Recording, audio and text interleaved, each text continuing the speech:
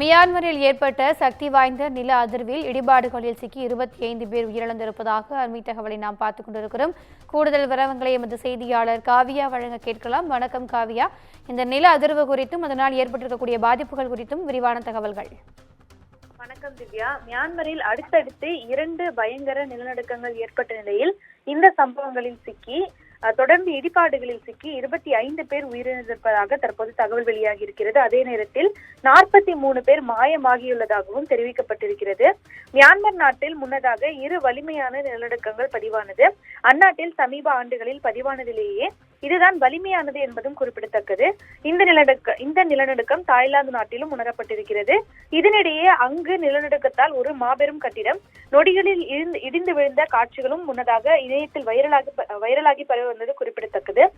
தொடர்ந்து பல்வேறு டொக்கோனிக் தட்டுகள் கொண்ட நிலையில் இந்த டொக்கோனிக் தட்டுகளின் எதிரொலியாக ஒன்றுடன் ஒன்று அந்த டொக்கோனிக் தட்டுகள் மோதும் போது நிலநடுக்கம் என்பது ஏற்படுகிறது. தொடர்ந்து தென்கிழக்கு ஆசியாவில் அமைந்துள்ள மியான்மரில் இந்த நிலநடுக்கமானது ஏற்பட்டிருக்கிறது. இந்திய நேரப்படி சுமார் 11:50, அதாவது காலை 11:50 மணி அளவில் முதல் நிலநடுக்கம் ஏற்பட்டது. அது ரிக்டர் அளவில் 7.7 பதிவாகி இருந்தது. திடீரென கட்டிடங்கள் குலுங்கியதால் மக்கள் அச்சப்பட்டு சாலைகளுக்கு ஓடி சென்றனர்.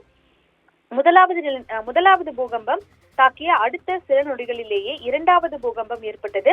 இது ரிக்டர் அளவுகோலில் 6.4 பதிவானது. இந்த பூகம்பத்தின் மையப்பகுதி சாக்கிங் அருகே அமைந்துள்ளதாக தகவல் வெளியாகியிருக்கிறது.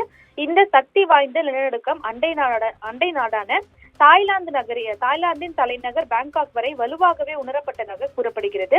மேலும் இந்தியாவின் வடகிழக்கு மாநிலங்களிலும் கூட இந்த பூகம்பம் உணரப்பட்டதாக தகவல் வெளியானது. இந்த பூகம்பத்தால் மியான்மர் நாட்டின் பல்வேறு கட்டிடங்கள் இடிந்து தரைமட்டமாகி இருப்பதாகவும் முன்னதாக தெரிவிக்கப்பட்டிருந்தது. தொடர்பான காட்சிகளும் வெளியாகி இணையத்தில் வைரலாகி வந்தது.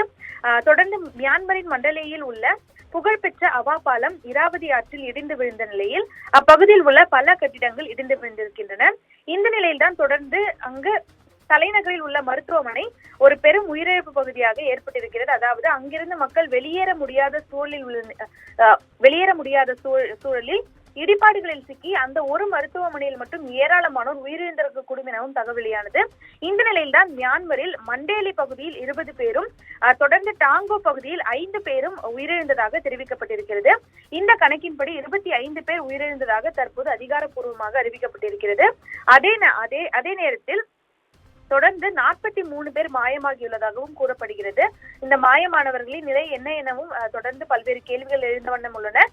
இந்த பகுதிகளுக்கு பாதிக்கப்பட்ட பகுதிகளுக்கு மீட்பு படையினர் தொடர்ந்து விரைந்து தங்கள் மீட்பு படையினை தொடங்கியிருக்கின்றனர். இருந்த போதிலும் பல்வேறு பகுதிகளில் மீட்பு படையினரே தொடர்ந்து அந்த நிலநடுக்க பாதிப்பால் சிக்கியிருப்பதாகவும் தகவல் வெளியாகி இருப்பது குறிப்பிடத்தக்கது.